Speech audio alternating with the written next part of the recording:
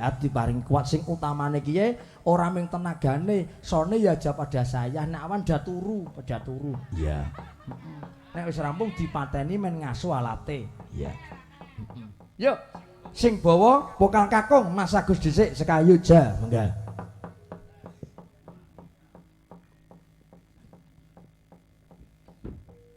Nembang Gus. Aja dilus-lus semiki kon nembang. Oh nggih. Matur nuwun rawuhipun pepundhen kula kadang kula sepuh gantosipun bapak kula suwargi nggih menika Mas Among. Saking ngambal kula nggih sowan sampun nyuwun berkah kalian ibu dandan wonten ngambal karo telik suwe ora sowani ngambal. Iya. Mas Among berkahi matur nuwun. Niki Mas Among nggih rawuh kalih jiwenge. Nggih. Jiwenge sapa? Lah kae si dukun jaran kepang kae. Kae wiraswarane kae. Gawakaken tase Mas Among nggih. Karo ngukut sajen nggih bedhes. Jenenge sapa? Ya Mas Agus yo. Nyingkar nyingkur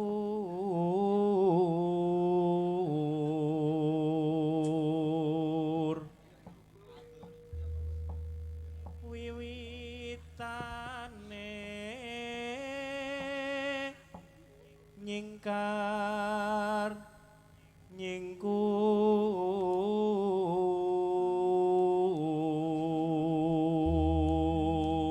Efeke dimainke men rada mak krenyes. Ki suarane apik. Sing ora apik ki wonge mergo ki tunanetra. Ki nek ngono ki wuta. Nek jarene ki wutaning cara nyong ki liwutake mengetok-etok. Sebabe masa wong wuta kok bisa maca HP, bisa balesi WA. Ki ya ora ngandel nyong. lingsem yen ke mutan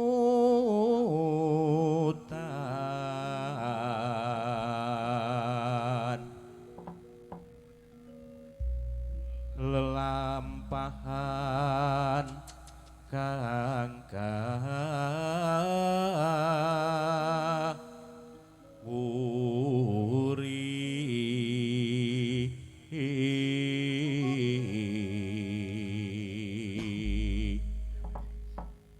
tresno tulus tresno tulus nadyan ingku buk asmara.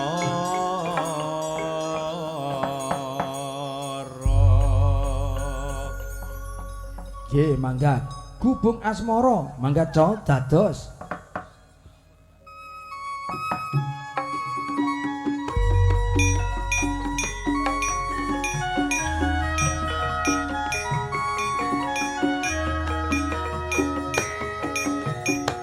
Oh.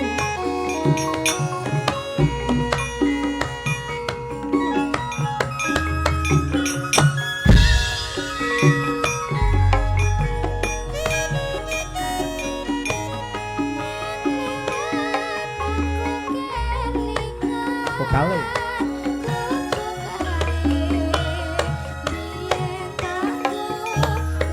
Ayo, ayo.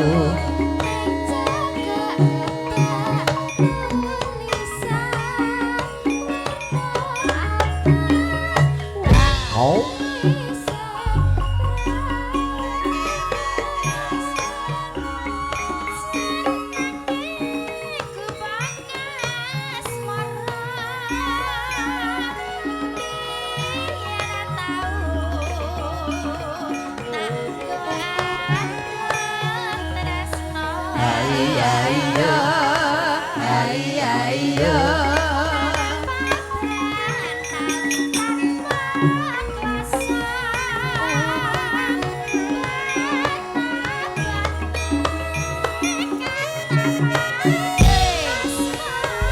Lopes Kunto Baris.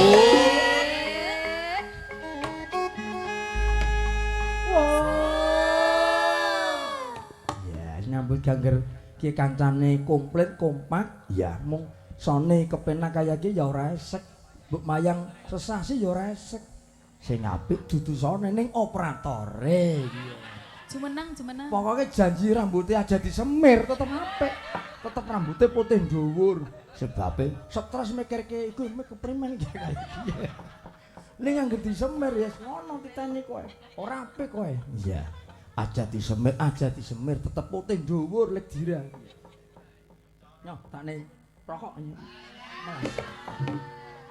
seneng aku anggere karo dira iki yo lanjut